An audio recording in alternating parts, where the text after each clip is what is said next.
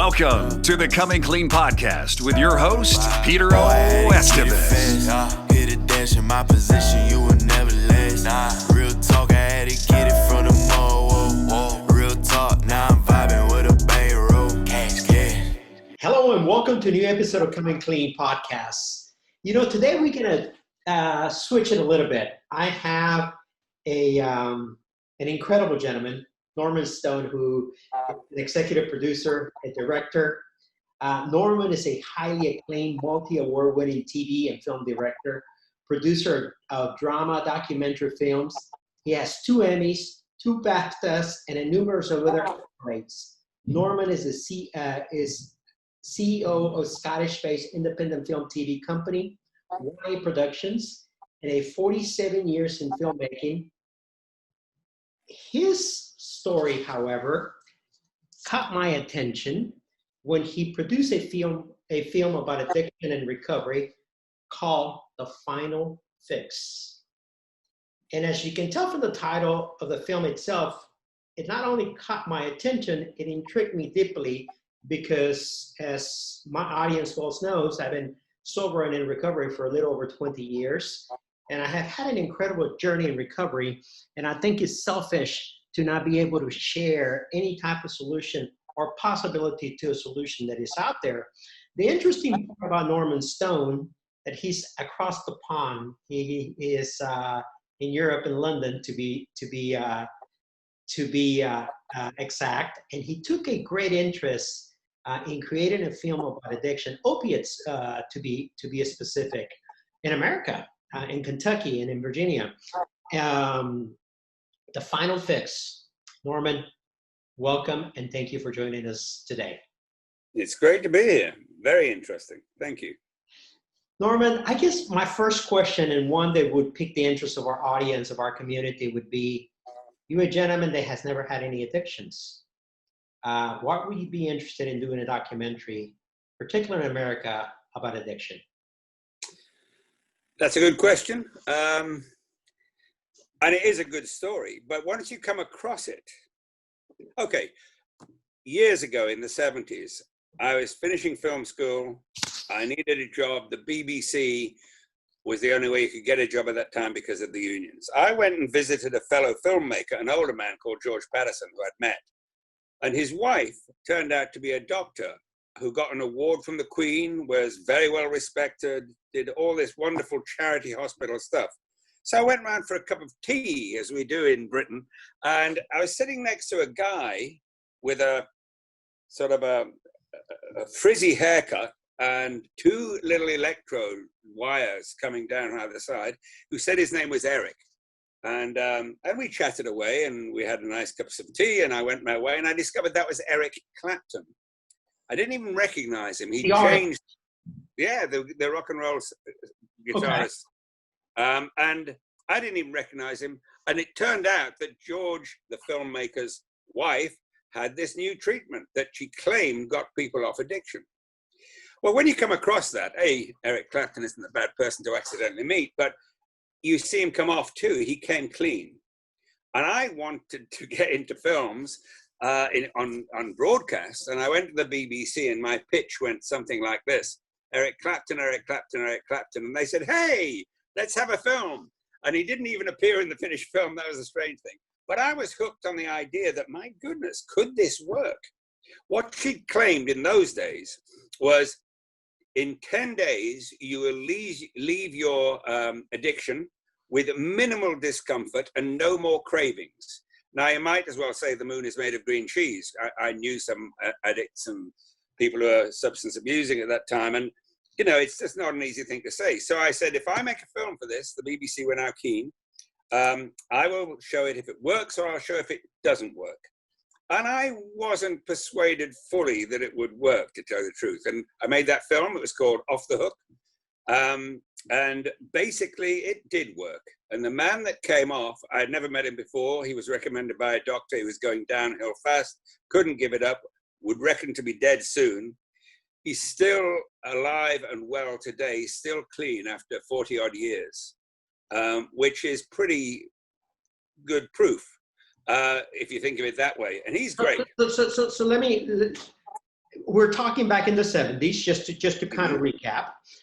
You at an event, you meet George Patterson because you're trying to get into the film industry. George Patterson is married to Dr. Margaret Ingram, and Dr. Ingram is running an experiment at the time, and her subject was Eric Clapton, the rock and roll star. So you can see why I was attracted. It's this bizarre story to hear you say that. But that's true. She'd come from Hong Kong, to tell you the truth, where she'd worked in a charity hospital. She didn't realize everyone was, loads and loads of people in the charity hospital were, of course, hooked on opium. And she was using electroanesthesia from acupuncture. They used it as a hospital, numb the pain while they did a quick operation.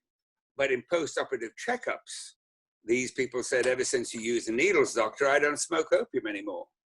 And she said, patted them on the head and said, oh, next, very good, bye. Again. She said, Norman, it was working. And then they had to come over to Britain, where I accidentally met because of the film thing. And the next thing, and I'm finding out all about them and watching a guy come off in front of me, which was an extraordinary experience. And at that point, I thought, that's it. Game, set, match, all over. It's fine. We can beat addiction. We can at least improve the situation with addiction. We can bring people off. If you come off in 10 days, it's now 5 days. They've improved it more. And you can still walk free. I almost didn't want to make any other films that would sound as if I was making I don't know, an infomercial or something. But I couldn't deny what I'd seen. And I am committed to truth. I'm an honest go. And on this latest film, at the other end of my career, I thought, you know, I hear all this stuff about opioids from America. At that point, we didn't have them over here. Talking 2018, it wasn't very big over here at that point. But can you believe it? If that is still not used, maybe I've got it wrong. Maybe there's a crack in the foundations that I haven't discovered yet. So I said, if I do another film on this, a big one, a real hard look, and I do my own trial and I do everything, I'm not kidding. If I find a crack, it will be off my shoulders. Wonderful. I can move on and do other things. So I did this film. And what you see is the final fix, and you'll see what happens. Now, let me ask you a question. What was it in the 70s that Dr. Ingram was doing? And what was she actually testing NET on Ingram? Because you said that they were doing electric anesthesia, anesthetic, okay? So, but she was already doing NET, neuroelectric therapy. Well, it's a good question. When she was in Hong Kong, she was using it purely for medical purposes and dulling the pain. It was part of the procedure. It was part of the procedure. It was not intended. Okay. And she thought, this isn't working. When she thought it might be working, she started to work on just people who were not had anything wrong with them. They were just addicted people on opium, and they came off. And then she said, well, it must be the Chinese, the Hong Kongese, they're very phlegmatic and tough. So she went and found some poor little rich kids that had got messed up on heroin, and I've got footage of that with them coming off. And then they came back to Britain. But when I made my first film, it was in 1975, nobody knew about endorphins. They'd not been discovered yet, even. The natural painkillers of the brain, endorphins and enkephalins, you know. Sure. They hadn't been discovered. So all these wonderful, wealthy, high-level doctors in London said, she's such a wonderful woman. They're coming off just for her. Which I thought, that's trite. That's rubbish. I mean, otherwise we just have a good training school for old ladies and we've got no more problems, right? They come off with a nice lady. That wasn't the fact. So when you look into it, the next year in Aberdeen University, Professors Kostelitz and Hughes discovered endorphins, the natural painkillers of the brain. And suddenly what was going on here became very clear. It reactivates the natural painkillers that have stopped being used, stopped being produced by the body, because you've taken this whizzy drug of addiction that makes you feel way. But before long, you're taking it just to feel normal, and before long, you're in real trouble. And that means that when you stop your drug of addiction, you go through cold turkey because you do not have those natural painkillers back. That was in 76 they discovered that. And I did do one other film in 77 explaining this to the people, and all the doctors that said she was such a nice lady wouldn't talk to me. And I thought, that's strange. And they just wouldn't explore it. Norman, what is neuroelectric therapy? How would you explain it on simple layman terms? Simple layman's terms. That's me. I'm a simple layman. Okay, let me put it very simplistically. I haven't practiced this at home, I promise you. We normally puddle on quite well with our natural painkillers, right? Endorphins, let's call them that, the main ones. If you take a drug of addiction, woo, it feels great. So you take another one, woo, and your body, which is not stupid, actually makes less natural painkillers. So you have to take a bit more to get that woo. The body says, okay, you don't need me, makes a bit less. Until in the end, as I say, you're just taking it to feel normal and you are stuck. I mean, one of the most horrific things I've ever seen in my life, and I've seen it quite a few times, is people who are not in control of themselves, much as they would like to say the right things. There's something got them behind the neck and it's leading them in the other direction, and that's addiction. They cannot make fair, simple choices. They're beyond that. And that is a horrific situation to be in. What this treatment does, since you ask, it appears to, and I believe you can prove it does do, it actually just re-stimulates the creation of those endorphins and enkephalins. That's why when you look at the film, and in the film you'll see exactly what I saw. No, nothing in my sleeve, no tricks. And that is, they get back without, they're astonished that they're not in pain. They are crazy that they're feeling this good. One man said, Ross, in the film, I didn't film this, but he said, what have you done to me? My emotions are right in front of me. I'm feeling things that I haven't felt for 20 years. And that was on day 3. By day 5, they're just better than normal people. You've seen the film. I mean, look at Robert Capley. Amazing. Sure, absolutely. So explain it, to explain it in very simple terms. Basically, addiction, what it does, it numbs the body, it reactivates the brain into the craving, and really you're operating from strictly your brain, but in a numb state of being, right? So now your brain believes that the only way that you can operate, okay, if you call under the influence being operative, you can operate by inducing more drugs into your system. So you really basically, you dumb what the natural, you not dumb your endorphins, everything that our body chemically produces in order to give us that boost that we all want. And it's very scientific. You can prove it if you would. And they've always asked, especially now, give us a random control trial, test us out, put us against anything. People strangely will not, because the way the system is set up at the moment is very well, profitability is very important to certain people and certain companies. That's all. Absolutely. And just to talk a little bit about that, you know, some of the statistics that you share in the film, in 2011, okay, 371 million dosages of opiates were dispensed in a state that has 4 million in population. I know. It's crazy. And even now, don't get me started on this, because even how is now, that even legal? How is that even legal? How is that even conscionable? It's the dishonesty of the broken spirit of mankind. It is the fallen nature of man. It is gimme, gimme, gimme, shove you. That's what it is. And when it's happening again now, Purdue Pharma, that got clobbered, as we would say in England, in the States a year ago, in the courts, hung on. They shouldn't have been allowed. They hung on to 2 billion.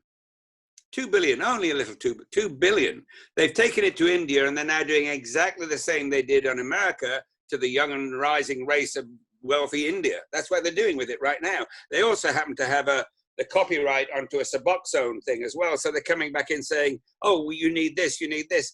It is a wicked and evil situation, doubly so when you won't look at anything that is potentially good for the person as opposed to your profits. So this is a non-pharmaceutical treatment that doesn't go down very well when you're making billions of profits. It also works. They won't then face it and talk with it. And that makes me angry as a journalist. What on earth is going on? And why was it allowed to happen? And why isn't it being looked at now? And I want to talk about couple of things, but I want to highlight something else. You know, I want to go back a little bit in history to the opiate epidemic. You know, one of the things that happened was that it was it began as a marketing plot by the pharmaceutical companies and the doctors, okay?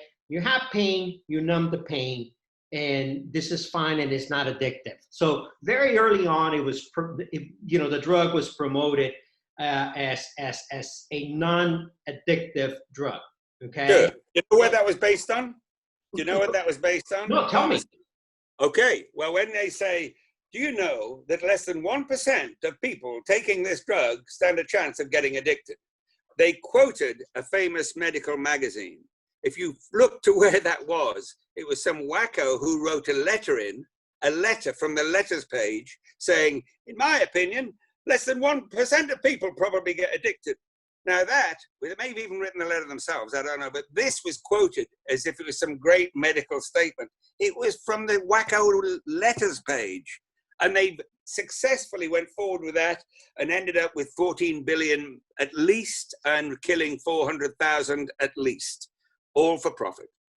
I get angry. And I understand why you would get angry. I get angry when I read the statistics of 371 million dosages were dispensed in a population in a state of 4 million people. I mean, that is outrageous, egregious, okay? But I want to go back to the point that initially, at least from the medical perspective, this is not started as some sort of conspiracy. This was something that, because I like to believe, at least me growing up, that the medical profession was one of dignity and kindness and love, right? Early on, when we used to see the small town doctor that would go and do the home visits and stuff like that, okay? That's changed. I think as we live in an economy that is commercialized, that is... Yeah, that's it. Follow the money. Yeah, follow the money. All of that's that. it. Well, I think the idea of it being good, like I say, when I did that first film, I thought, this is great. I later did a film about Florence Nightingale. I had back her. She was a good woman. I thought that this was everyone out for the best for people. It is not. And the higher you get up the pole, the more more skin you have in the game and the more prestige you have as a person, the less you want the status quo to be changed. That's the fact.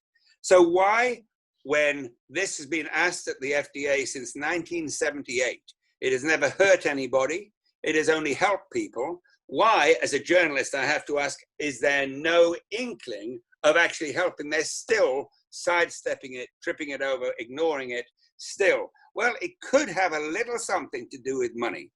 And I could tell you things about the FDA and the quick signature of a drug like 𝗔𝗩𝗑. Oh yes, done.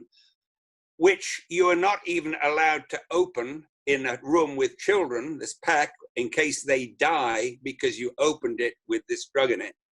It's that dangerous. It's massively more strong than fentanyl, 100 times at least more strong than that. And that was signed off with a quick flick of the wrist. And I'm sure money was involved. Yet something that doesn't harm but only helps. Hey, don't want that. So just so the audience can understand, tell us a little bit about the film, and then I'm going to hit you with some hard questions too. Okay, please do. You're not going to get away easy, even though I'd like to have a cup of tea with you someday. But good. Okay, the film. So tell us about the film and what happens during that film. Okay. You start making a film and you commit yourself to being honest, and you don't have a script, you don't know exactly what's going to go on, but you want to cover it. So the first time we went over there in 2018, we met lots of people who were involved in Kentucky. We chose in the end Kentucky and Louisville in particular as a hot spot. And we met some great people out there, and we wanted to get a measure of how bad it was. Were the stories that some of the facts you've mentioned, were they really true? Was there an easy way around? Whatever. We found it was very bad. We found there was little hope. We found there were people giving their lives. A couple of people who are in the emergency rescue services, the EMS, the wife takes a shift from 5 o'clock in the morning till 5 o'clock in the evening. The husband takes the clock shift from the 5 o'clock in the evening to 5 o'clock in the morning. It's mom and pop trying to save Gotham City by themselves. It's most moving. So when we realized how bad the situation was, I started to tell them about this thing I made film about before, NET. course, it sounded like a fairy tale, which was great, but people with open minds said, well, tell me more or let me see it, and asked all the questions. So I thought the next thing's going to be is to run a trial. We couldn't afford the masses of them. There was 5 or 6 maximum spaces on this thing. And I was helped by a recovery center, Isaiah House in Kentucky. And they gave us free accommodation, free facilities, a med room, the whole thing. And we filmed. And in 5 days, they were all off, looking, apart from the one guy that left. And that's another story. That's part of the story. And it's a classic, sad tale. But the others were fine, absolutely fine. They wanted to go home. I was thinking, hang on, have they had enough rehab or whatever? You need very little rehab with this. It's individual.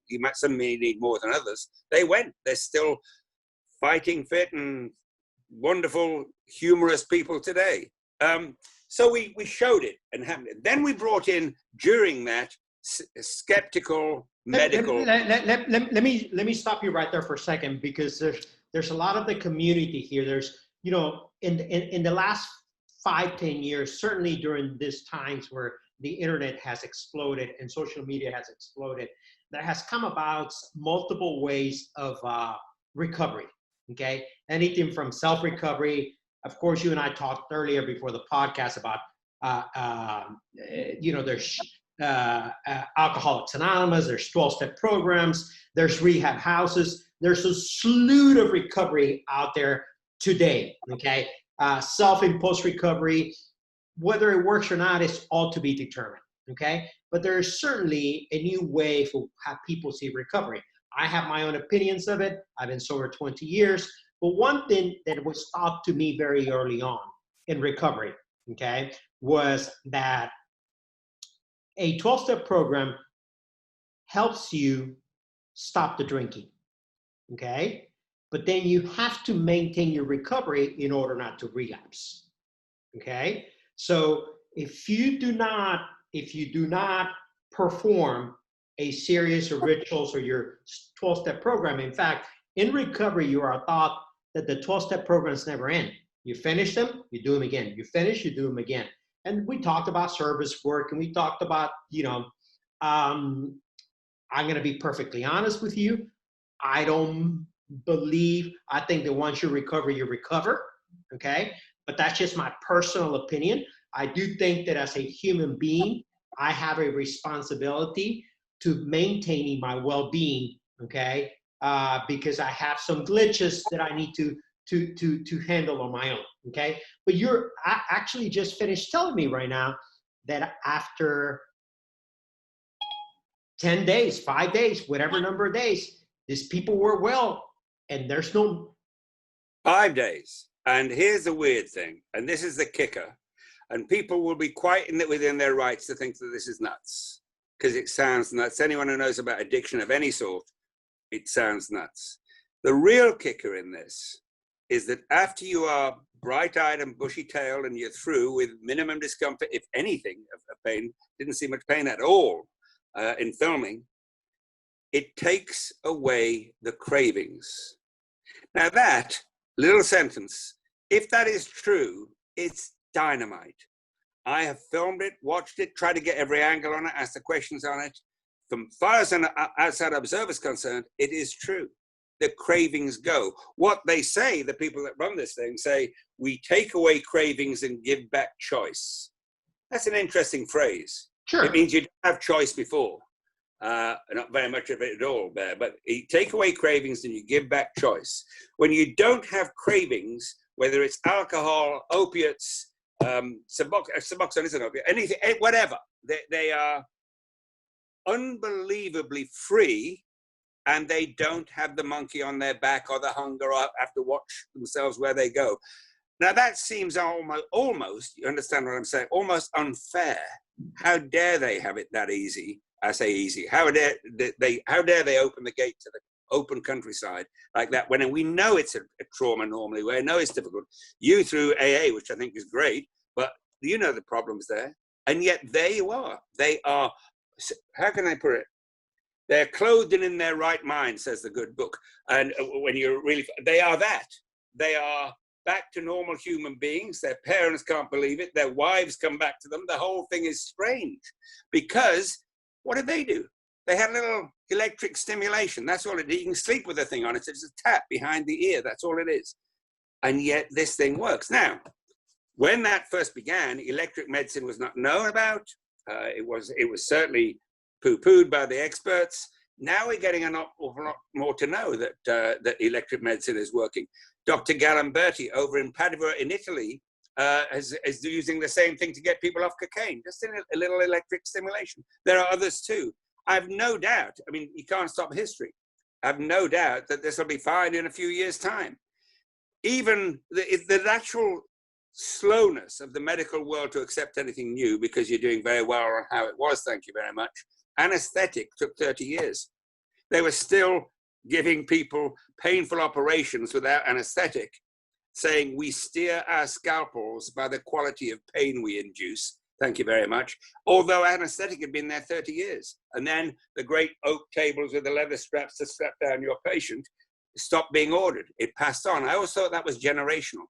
Penicillin is the same, 30 years, a generational thing. So 30 years in, I was doing other films, doing dramas. I thought, oh, NET will come good. It didn't. They're still being pushed to the side. And could that be, I wondered, about the fact that so many people are making so much money out of this? You add money to that, and people don't want to know it. I have had people walk away from my camera, refuse to talk to me anymore because it worked. I've had people tell me lies in front of the camera. I've had people absolutely dismiss it without any facts or cases, not wanting to touch the machine or anything to not get themselves into a position where they would be backing something that more or less all of their friends are making money off. There's legal pushers and there's illegal pushers. And when you were giving the history of pain and the opiates, you forgot one thing. At the very beginning, the first thing they did was make pain the all-important. They wanted it to be a vital sign until later they discovered you cannot make it a vital sign. We feel different sorts of pain and it's not even, but they made it a vital sign, then said, you deserve no pain.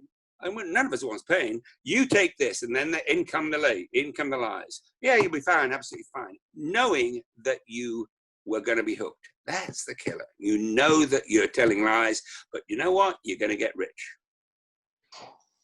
Norman, your first film was Off the Hook. Yep. Really, that film was inspired by the meeting of George Patterson and Dr. Ingram. Yeah.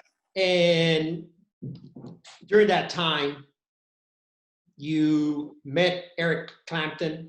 He was the best case study you could have. You saw him, you touched him.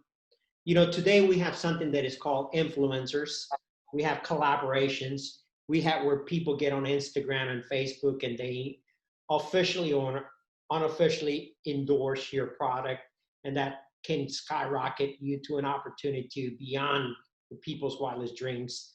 People can become, you know, we have 500,000 downloads per month on our podcast, and we started a year ago. Okay, so there's certainly an opportunity today to be able to go viral, for lack of a better word. Why didn't you use the 𝗟𝗘𝗓𝗦𝗕𝗏 accordingly at the time? Or Keith Richards, or Boy George, or Pete Townsend, or you can, because for a while, the only people that were putting, that wanted so much for their, it was the managers. They wanted to make money off their stars rather than watch them dissolve into a heap of addiction. And that's understandable. And that money was what enabled the research to be done. They were still living frugally in London, but their research was being paid for by the rock and roll world. It's amazing. Pete Townsend was particularly helpful. And they all at first started to want to do things and concerts and all that sort of thing. I don't know whether you know any rock stars. I was talking to one just the other day. He's great. He came off, a famous guy, and he still said, Meg Patterson, Meg Ingram changed my life, saved my life and all that. But yeah, most rock stars, I was careful what I say because they're nice people, some of them. But they're like a kid in a candy store and they own the candy store. So they, gimme, I want this. You go to a drink, you go to groupies, you go to whatever. I could say that one famous rock star stole a machine and tried to do things. They're like uncontrolled kids. You said it exactly right. They're kids and they can destroy their own. That's right. So they are not what you might call a responsible area of society to push this forward. So 𝗟𝗘𝗓𝗦𝗧𝗏 owns a rehab center, an alcoholic rehab center in the Bahamas, I believe. And he's good, God bless him. I believe a hurricane took him out for a while, but then it's back again. For reasons that he knows and I do not, he has left his drug side behind, and he is not particularly interested in revisiting it. That's the other thing. I don't want to talk about that anymore. I'm through. So he doesn't use NET or hasn't asked to, as far as I know. But there are so many rock stars today that have actually come off through this way, because that was the only way of getting off. And I could tell you some wonderful and hair-raising and often humorous stories about that. But I wouldn't say that they are reliable to join a team and say, let's do it. Had this situation been here now, a year or 2 years after they first came off, because I know they tried to do concerts and all the other stuff, then it probably would be. But it's a very strange world to live in if you're a hungry kid in a candy store. That's what I'd say. I need not to be relied upon. But read Conversations with Eric Clapton, a book by Steve Turner. He was there when that was happening too. You can look them all up. Pete Townshend's great still. So I wouldn't want to build on that. I want to build on fact. Does this work? Does it not work? How can we get it out to the people that need it? What's stopping it getting out there? Ugly situations with money occur in America. But let's see if we can just do some good, show how it works, give a trial. RCT, random control trial. Let's do it. I would love Kentucky, where I lived so much of my last 2.5 years. I know the drugs are there and everything. Why not just say an open season on anyone who wants to get up, come in and see. Let people watch, let the press come in. It's either going to work or not. There's only one sort of person that's not going to want it to work, and that's people that are making money off the status quo as it is now. And they, unfortunately, are very powerful people. And the reality is that every enterprise needs to be monetized in order for it to exist. Sure. Including fairly, and sometimes charitably, but monetized. Sure. Sure. So let me ask you a question. What is an average treatment? Because those figures were not shared on the documentary of NET. What does a 5-day or 10-day treatment cost somebody?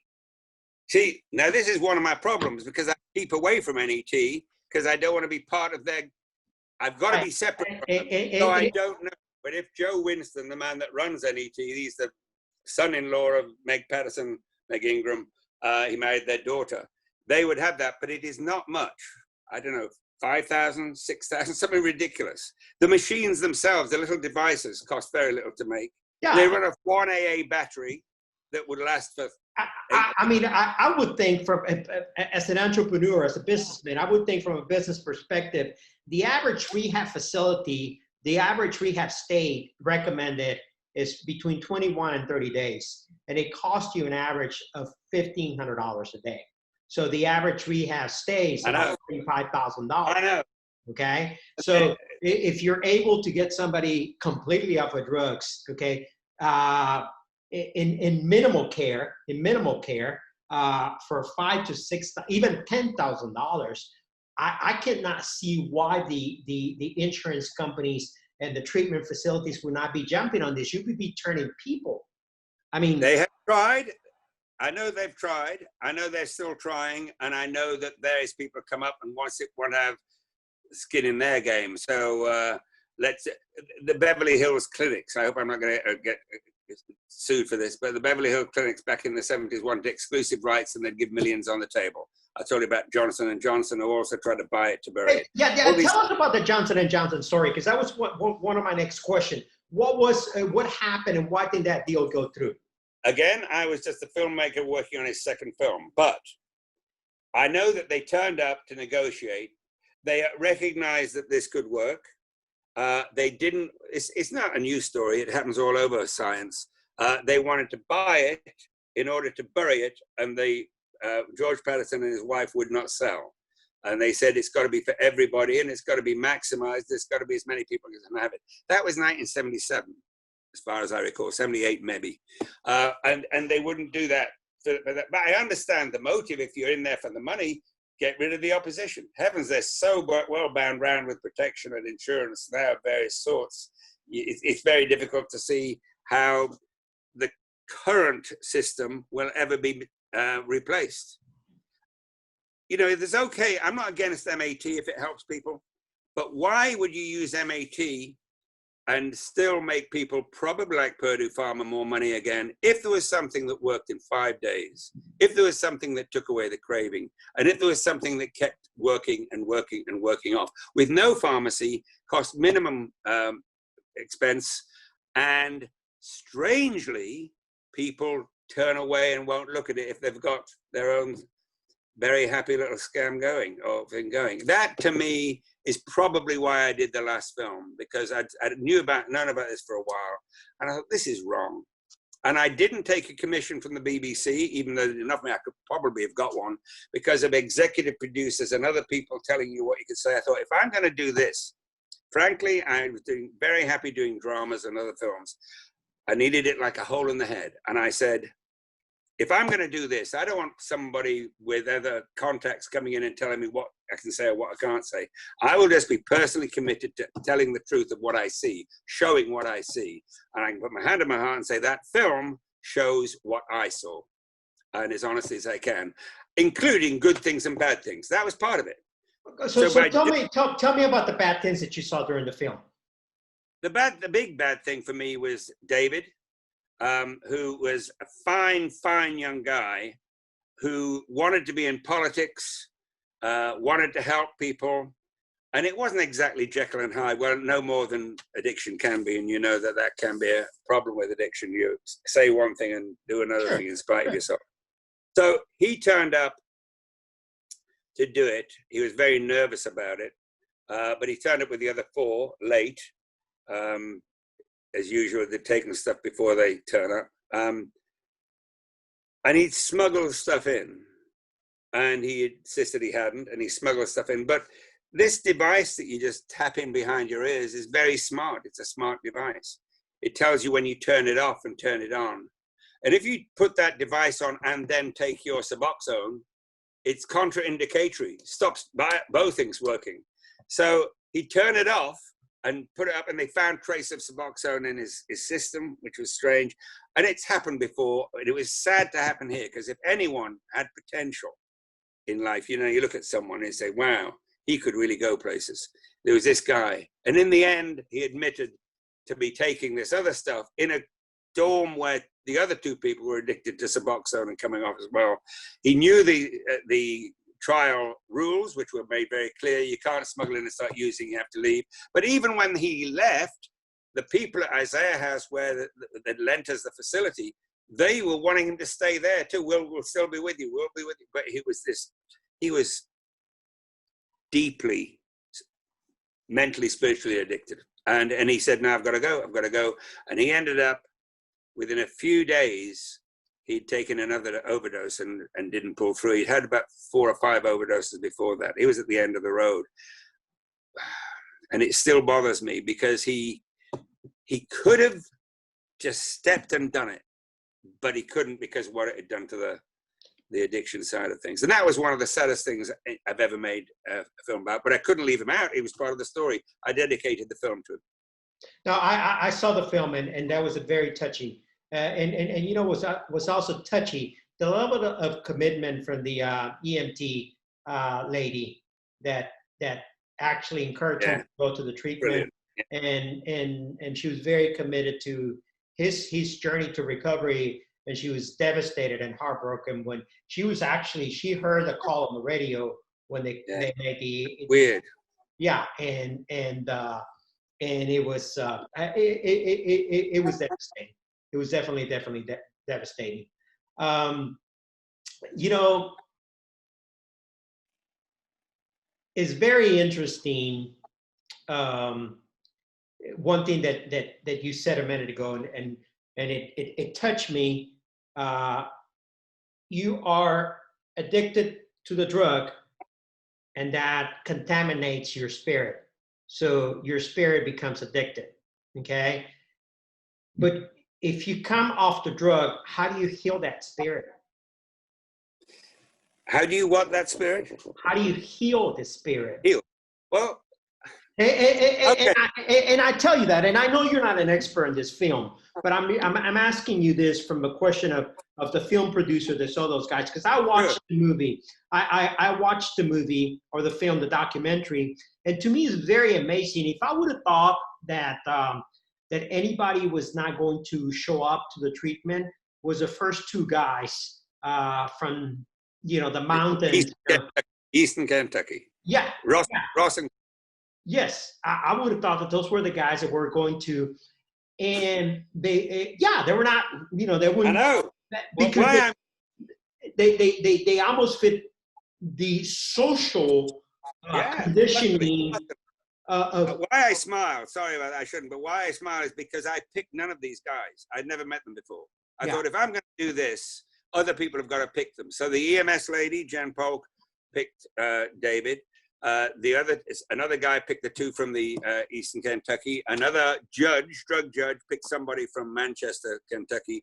And the other one just turned up because he happened to phone up Isaiah House. Can you help me? And they said, well, actually, we've got this thing going on. So he turned up there. So I didn't know any of these. So for me, it was as much of a fresh watching as anybody else. But yes, how do you heal their soul? I'll tell you the truth. They get made whole. I don't doubt that therapy is good for them. I don't doubt that some sort of individualized rehab could be very good for them. Some people are going to have more scars and limps than others. But what happens inside when the craving stops, they come back. When the craving stops, they come back. Let me tell you about Phyllis Platt, who is a doctor in Louisville at the big university there. And she didn't know anything about this. It's a few years ago. And Spalding University did a study. And I don't know about you, but in Scotland, where I actually live, 3% success rate after they spent £9 billion a year on drug and alcohol treatment. 3% success rate, which, as you probably know, is probably as much as you'd get if you didn't give them anything. 3% will find their way out somehow. Right. So she was just got hired to do the job. She did this thing, had about 100 people on the study. 82% came off. 82% came clean, didn't have the craving, all that stuff. And all our colleagues were saying, hey, that's just amazing. We never get those numbers, whatever. She was harder. She said, what about the other 18%? Did the craving come back for them? So she went off and found them. Mean woman. She went off and found them. She said, Norman, when I quizzed her about this, I thought, at last, somebody has done something here. And I said, what happened? And she said, Norman, not one of them had gone back on their drugs because of craving. The dog had died, the wife had left them, they got depressed, they were ill, whatever it would be, but not one of them said if the craving comes back. So I have to say, in all honesty, it looks like pretty close to 100% of the people do not get cravings. Yeah. That changes life. Now, I don't doubt that you may sometimes need something to fill the space that's been left behind. Your best friend is gone. What do you do? And I don't doubt the spirituality has a play to that very often as well. And I don't doubt that people can go there and do it. In fact, some of the guys that were on Robert Capley came alive on all fronts on that level. That doesn't mean that you have to drag through with the pain of it all, which is the case, to still try and hold on to that. And God bless anyone who manages to do that. Well, and the reality is this: if the premise is that to stop the symptom, right? If you stop the symptom, then you can heal everything else. So if you stop the cause to the effect, then you can stop everything else can heal, right? Because then there's no longing for an external. You're not running away from yourself, because the reality is, in my experience, and I shared this with you early on, I thought I was a problem, not that I had a problem. But when I was clear-minded, when I was sober from my mind, soul, body, and spirit, okay, I had the clarity to understand I had a problem, I had a solution, and now I needed to focus on the solution, okay? Yeah. I think this is for a follow-up podcast with Miss Patterson or whatever her marriage name is, Margaret's and George's daughter. I would love to have a follow-up. She's good. Mer Winston, her husband runs the show. You should talk to them both. They have all the facts, figures, evidence, and so on. I would love to talk to them. I would love to do a podcast with them. And let me tell you why, because one of the things that I learned early on in recovery was that our mental development is stunted the moment that we begin to abuse whether it's alcohol or drugs. That's true. Okay, so if I started heavily using alcohol, and you see it, I mean, the symptoms are very obvious. At 13 years old, my mental development stopped at 13 years old. So here I am, an adult, behaving like a 13-year-old as an adult, you know, and I experienced it. You know, I was a functional alcoholic that would build businesses, and then I would do some stupid shit that only a 13-year-old would do.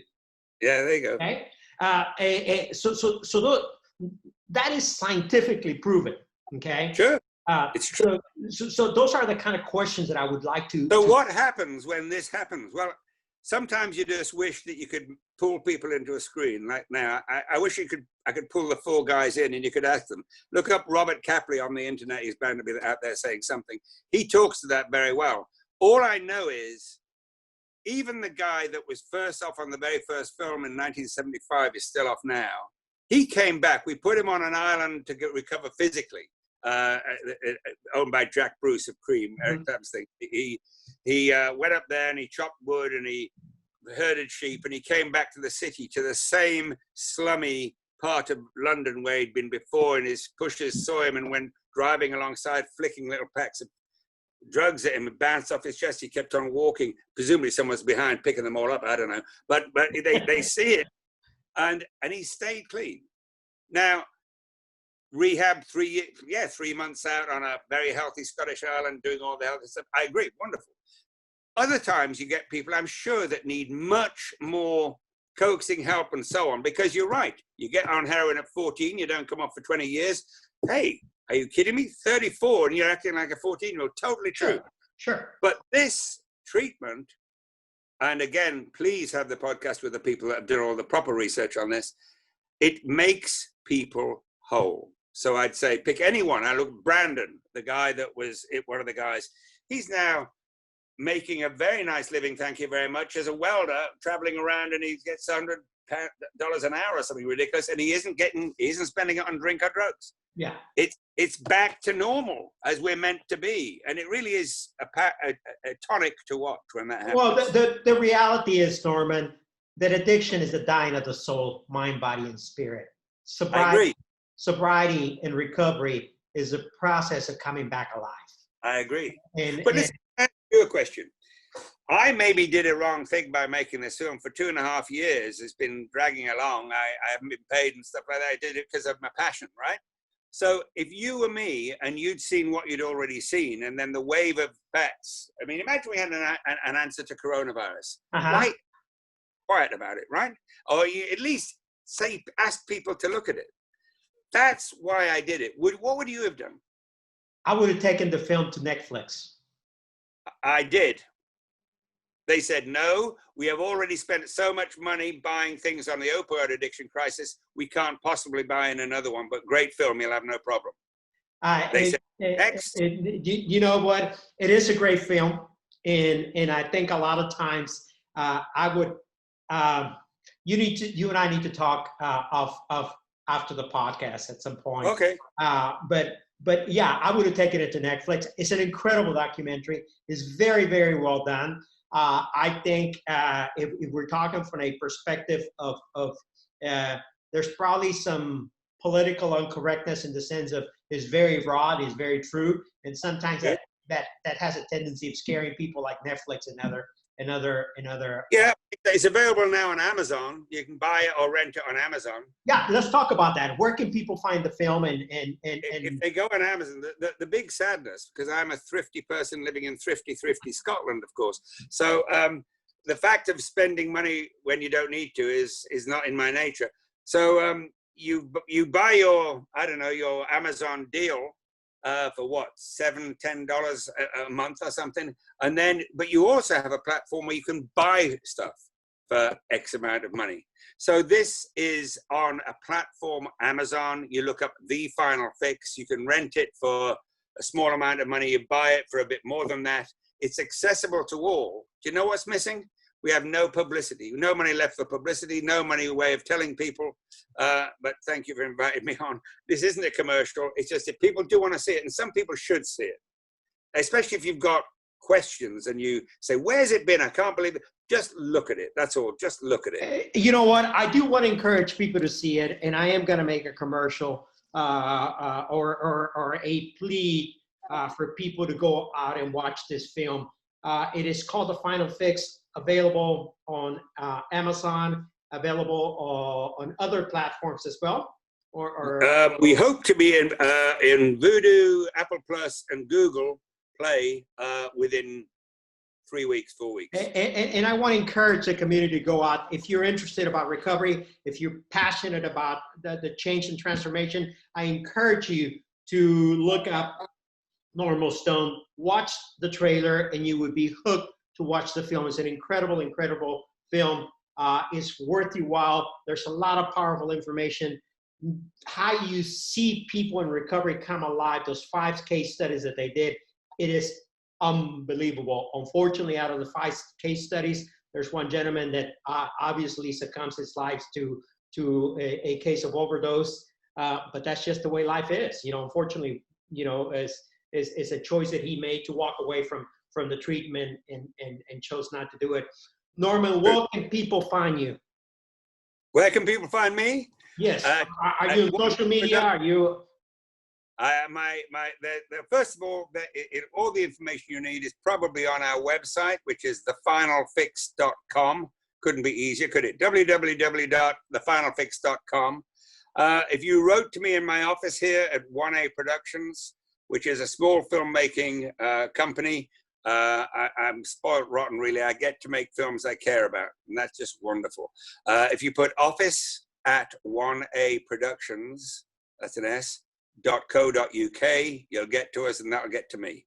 So the idea of seeing the website with all the other information on, you'll benefit from that, and that is an internet connection as well. Can I just say, though, that the people who are needing to hear about this are the people that are sitting silently and doing nothing. Do you know, I'm trying, Jim, I hope you're watching this, Jim Carroll, the biggest drug czar in America, in the White House and all that. He, bless him, has spent $35 billion, he was on the radio the other day, $35 billion on drug and alcohol since President Trump took over. $35 billion. This costs next to nothing. See the film, Jim. He was on a radio show in Kentucky, Terry Miner's show, which I'd been on. And bless old Terry. He said, he's interviewing him about all these things. Yes, I've spent $35 billion. And he said, Jim, before you go, can I give you 3 words to remember for the rest of your life? And he said, sure, what are they? God bless you. I don't know what he thought he was going to say. But he said, the final fix, because he'd seen the movie. Cheers. He said, that is what you've got to see and got to look. And you know what? You can give that $35 billion to any other people you want. If this takes over, it's a game changer. Why do not people enter it, look at it, test it out? It's just at the end of a film, which took me 2.5 years and a lot of suffering, what is the statement? Can you remember that I say at the end? Am I blowing bugles, beating drums, saying, go get the big farmers? I might, but what I say at the end is simply this, very British. Excuse me, shouldn't we look at this? That's basically it. Now, that is true. We should. And we should look at this. Look at the film, The Final Fix, with incredible executive producer and director, Mr. Norman Stone. You heard him here on Coming Clean Podcast. Thank you so much. Thank you so much. Thank you so much. Wonderful to be here. Thank you. Thank you. Thanks for joining us today on another episode of the Coming Clean Podcast. Make sure to join Peter and his next guest on a brand new episode as we continue changing and impacting lives across the world. Share this episode with a friend, follow, subscribe, and leave a review. Boy, I had to get it fast. Get a dash in my position, you would never last.